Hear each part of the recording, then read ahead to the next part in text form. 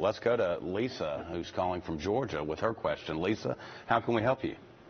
Hi, thank you for taking my call, first of all. My question is, when doing a field sobriety test, do you ask the person to say the ABCs backwards? So, Lisa, that's actually a great question, and it is something that is commonly asked from people who come in for DUI consults. With the field sobriety test, there are a number of different things that an officer can ask you to do. It's not a certain requirement that they have to ask you to say the alphabet backwards. If the officer does ask you to and you choose to comply with the test, then that would be the instruction you would have to follow. Sometimes an officer may ask you to recite the middle of the alphabet from a random letter that they choose, such as asking you to recite the alphabet from F to M or from N to Z, or say it backwards just as you suggested. So that is one of the common components of a field sobriety test.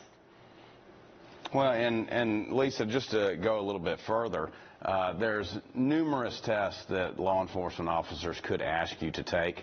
Some of them have just been made up over time. They're supposed to be divided attention tasks, but there's primarily 3 tests that are part of the standardized field sobriety that any certified officer who has the necessary training to detect DUI would give, and that would be the horizontal gaze nystagmus test, where they ask you to follow a stylus between your eyes so they can look for nystagmus in your eyes. The walk and turn test, which is the common one we probably see on TV most often, where a person's trying to walk a straight line. And then the one-leg stand, where they ask you to stand on one leg with your other leg just a little bit up and count out loud. Some of those other tests are used, but most frequently it's going to be those 3.